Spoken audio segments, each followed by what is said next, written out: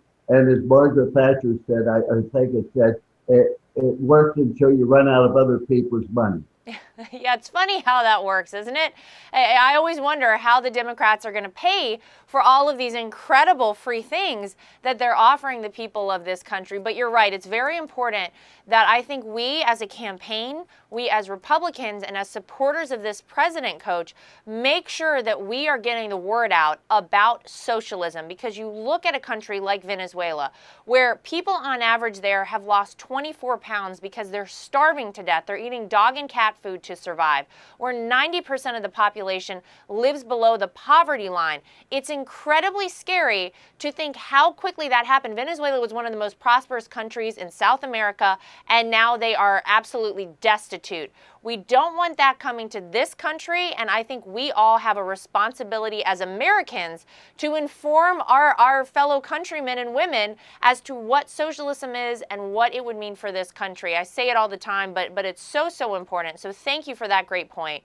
Now, the president has a winning record over the past 2 years thanks to his unprecedented deregulation, record job growth, and these new trade deals that we continue to see. Don't you think that voters will have such an easy choice when they answer the question in November of 2020, are you better off now than you were 4 years ago? I don't think there's any doubt they're going to be able to say they're better off than they were 4 years ago. But the media's going to do everything possibly they can to tell you how worse and how bad everything is, and how bad President Trump is, how bad this country is, how bad our foreign policy is. I don't know. We're not in any more wars, things along that line, but it goes on and on. I think that we also look at the educational system and what's being taught. The young millennials are being taught that, socialism is absolutely great, et cetera. And when it comes down to voting, you're going to have to say, okay, how are they going to finance it? I'll tell you how I think they're going to finance it. They're going to tax everybody's savings. However much you have, they're going to tax it maybe as much as 50% to pay for that, because you just have to educate the people. I cannot see how there could be a difficult choice for anybody who really and truly looked at the facts. The one thing, and I've gotten an awful lot of people upset with me over the last couple of years, because they'll say, why do you support him? And I'll list all the different things, and they can't defend it. They can't argue it. So what they do, they make it personal. That's what's going to happen all along the line. They're going to cause a lot of people not to say a thing because they don't want to be offended. Fortunately, I'm old enough that my candles cost more than the birthday cake. I don't care how people feel. I am going to live the fullest. I'm going to speak up for what I believe, regardless of the consequences.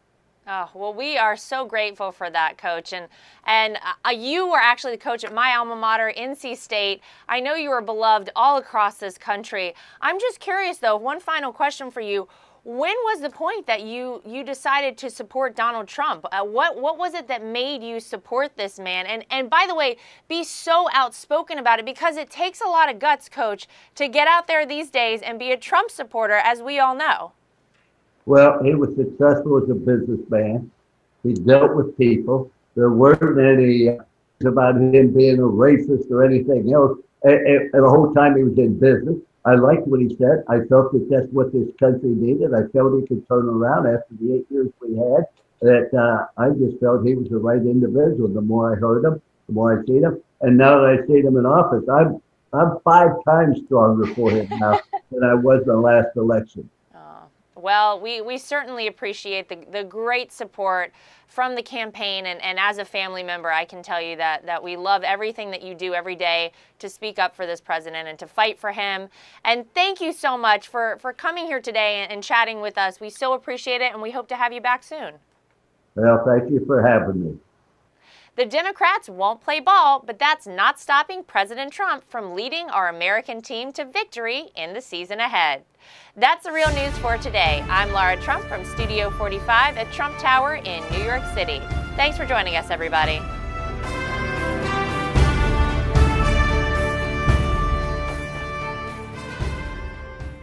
I have no respect for that. Yeah, and I don't think any of us have respect for the hypocrisy, as you're pointing out, that the last president, they were all happy to go along with border security. They voted for border security and some sort of a structure on our southern border. Now under this president, Coach, it's so funny how things change so quickly and they want nothing to do with border security. Now the president issued his first veto of a congressional resolution that rejected his national emergency declaration to secure the border. Yesterday, Congress passed a dangerous resolution that, if signed into law, would put countless Americans in danger, very grave danger. The Democrat-sponsored resolution would terminate vital border security operations by revoking the national emergency issued last month. It is definitely a national emergency. Rarely have we had such a national emergency. Therefore, to defend the safety and security of all Americans, I will be signing and issuing a formal veto of this reckless resolution. All right, Coach, we were all watching when that happened. What was your reaction? My reaction was, that's why we elected him. Finally, we have somebody that isn't going to worry about politics. He's going to do what he feels in the best interest of the people. I commend him. I congratulate him. And what he did, he took the eraser and erased the mistake that Congress did once, twice. Yep, and thank God he did. And you're exactly right. I think Americans across this country were so happy to see that this president stood up for what people voted him in office to do and didn't back down. It takes a strong person to do that, and I think we've got the right one in the White House to stand up and fight for all Americans. So, Coach, Democrats are revealing more of their plays for the upcoming campaign season, and they're all based on socialism with crazy policies such as the Green New Deal and Medicare for All. How do you think this is going to play across the American heartland with the average person in this country? I think it depends upon the education of the voters. You know, there was a time, Laura, where you had the Democrats and Republicans on each side. And the officials were the media. The media would tell you what was right, what was wrong, who was doing right, who was doing wrong. And it's important that we educate the people, because You go to Venezuela, you go to Cuba, you go to Russia, you go to China, you go to these places. There's strict socialism, and it does not work. And as Margaret Thatcher said, I think it said, it works until you run out of other people's money. Yeah, it's funny how that works, isn't it? I always wonder how the Democrats are going to pay for all of these incredible free things that they're offering the people of this country. But you're right, it's very important that I think we as a campaign, we as Republicans and as supporters of this president, Coach, make sure that we are getting the word out about socialism. Because you look at a country like Venezuela, where people on average there have lost 24 pounds because they're starving to death. They're eating dog and cat food to survive, where 90% of the population lives below the poverty line. It's incredibly scary to think how quickly that happened. Venezuela was one of the most prosperous countries in South America, and now they are absolutely destitute. We don't want that coming to this country, and I think we all have a responsibility as Americans to inform our fellow countrymen and women as to what socialism is and what it would mean for this country. I say it all the time, but it's so important. So thank you for that great point. Now, the president has a winning record over the past 2 years thanks to his unprecedented deregulation, record job growth, and these new trade deals that we continue to see. Don't you think that voters will have such an easy choice when they answer the question in November of 2020, are you better off now than you were 4 years ago? I don't think there's any doubt they're going to be able to say they're better off than they were 4 years ago. But the media's going to do everything possibly they can to tell you how worse and how bad everything is and how bad President Trump is, how bad this country is, how bad our foreign policy is. I don't know. We're not in any more wars, things along that line, but it goes on and on. I think that we also look at the educational system and what's being taught. The young millennials are being taught that all socialism is absolutely great, et cetera. And when it comes down to voting, you're going to have to say, okay, how are they going to finance it? I'll tell you how I think they're going to finance it. They're going to tax everybody's savings. However much you have, they're going to tax it maybe as much as 50% to pay for that, because you just have to educate the people. I cannot see how there could be a difficult choice for anybody who really and truly looked at the facts. The one thing, and I've gotten an awful lot of people upset with me over the last couple of years, because they'll say, why do you support him? And I'll list all the different things, and they can't defend it. They can't argue it. So what they do, they make it personal. That's what's going to happen all along the line. They're going to cause a lot of people not to say anything because they don't want to be offended. Fortunately, I'm old enough and my candles cost more in the birthday cake. I don't care how people feel. I am going to live the fullest. I'm going to speak up for what I believe, regardless of the consequences. Oh, well, we are so grateful for that, Coach. And you were actually the coach at my alma mater, NC State. I know you are beloved all across this country. I'm just curious, though, one final question for you. When was the point that you decided to support Donald Trump? What was it that made you support this man? And by the way, be so outspoken about it, because it takes a lot of guts, Coach, to get out there these days and be a Trump supporter, as we all know. Well, he was successful as a businessman.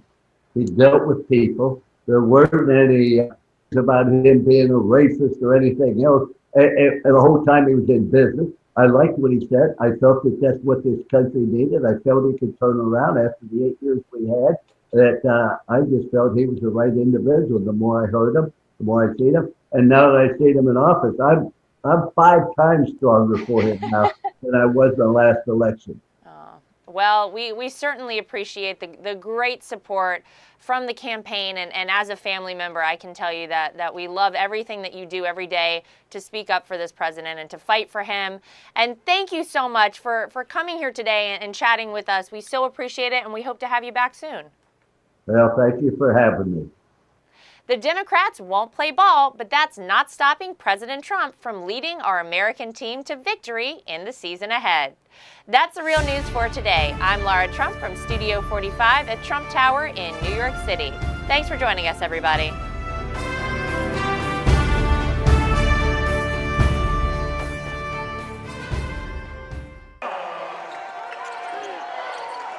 Against Obioha. Spinning to the left side, putting it up with his right, and he gets it to drop. Luke McElden, his first bucket. 13 in the game now for the visitors. Huff threw it away off the foot of Haig. Run out here for Lipscomb against Floyd. Lipscomb, tough shot from Xavier Lipscomb, his first field goal. You can see how strong he is as a point guard. He just muscled that in. Under 45 seconds left. West Virginia still leads by 4, but has gone 4+ minutes without a made field goal. Floyd looks to change that, and he does with the left hand off the window. Lorient, Floyd, Huff, Eaglestaff, and Obioha, the original starting 5 for WVU, back on the floor to begin the second half. Another Mount St. Mary's turnover. Floyd to the cup. Tough finish. Well, you can see the strength of Jasper Floyd on that move. Absorbed the contact, still had enough to get it up on the board and in. Floyd averaged 9 a game last season, scoring-wise, for North Texas. He's got 17 tonight, and West Virginia now has 18 points off turnovers. On the other, Xavier Lipscomb, cross-court pass is taken away by Lorient. 15 turnovers for the Mounts. Thomas! That pass came right up, led him right into the layup, and that's what you want to see. That's what you see out of most players. 9-point West Virginia lead, 16.5 left in the ball game. McElden with a strong take. So Coach Hodge had his pregame press conference yesterday. McElden, he puts it in for Mount St. Mary's. And here's Honor Huff. He had 1 3 in the first half. Back to Lorient, 4 to shoot. Getting it around to Ugasuk for 3. Got it. Yes. It's Jenkins running the offense with Floyd on the bench. Cross-court pass from Lorient to Ugasuk. Now Huff for 3. Yes, sir. Honor Huff, 9 points. Coach Lynn's dad is a real minister and married he and his wife. His sister wanted their dad to marry them, but he thought he might get a little bit too emotional. So the sister asked Coach Lynn if he would do it, and he was like, sure. So he wanted to get legally. Rosakayas, great defense though by Huff to get it back for West Virginia. Eaglestaff with his head up. Huff, a transition 3. Yes, sir. So has to put it up. Oh my, how did that go? Mason So. Well, one going.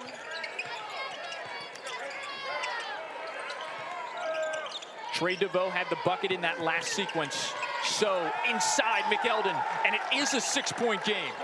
Mountaineers lead by 8. They've made 9 more foul shots than the visitors. Great take there by Jasper Floyd. That ends a field goal drought for WVU as Lorient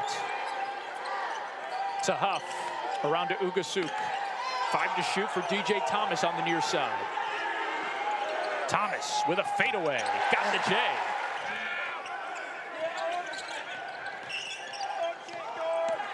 Floyd to the basket, tough finish for Jasper Floyd. 21 points in his West Virginia debut. Here's Honor Huff, inside to Thomas. 5 on the shot clock, back to Floyd, goes to the hoop again, and another strong finish from Jasper Floyd. 23 points, West Virginia has its largest lead. Cannot stop him. If you don't get in front of him, he's going to go by you and make that shot. Xavier Lipscomb in the corner.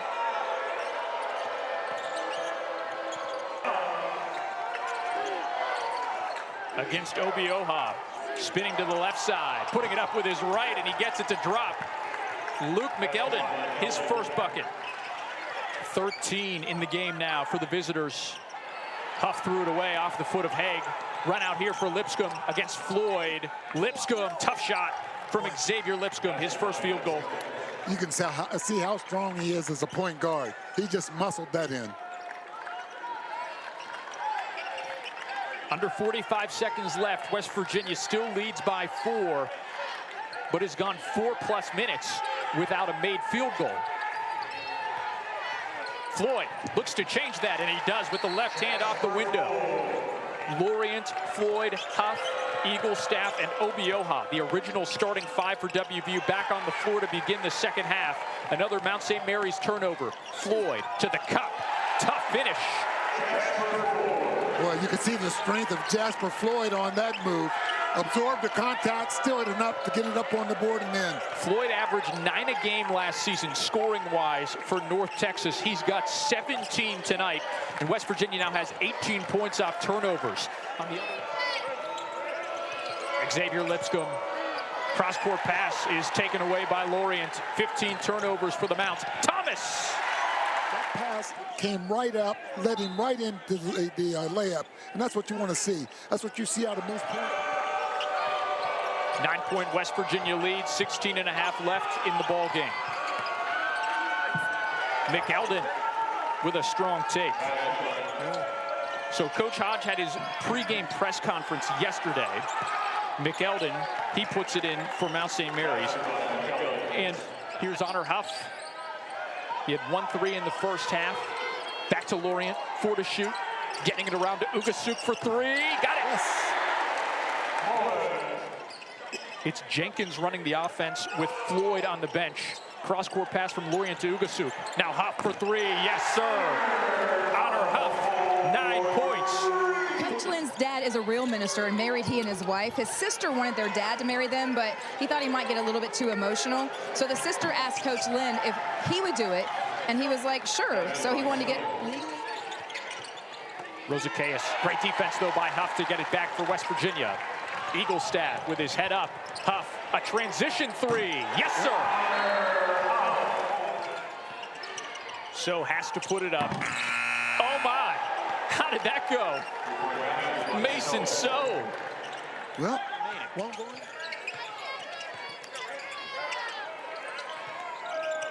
Trey DeVoe had the bucket in that last sequence. So inside McElden, and it is a 6-point game. Mountaineers lead by 8. They've made 9 more foul shots than the visitors. Great take there by Jasper Floyd. That ends a field goal drought for WVU as Lorient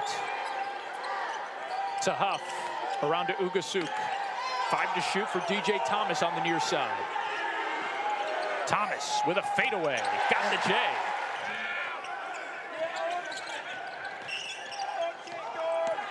Floyd to the basket, tough finish for Jasper Floyd. 21 points in his West Virginia debut. Here's Honor Huff, inside to Thomas.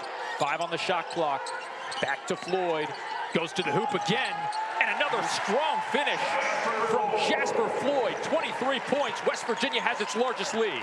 Cannot stop him. If you don't get in front of him, he's going to go by you and make that shot. Xavier Lipscomb in the corner.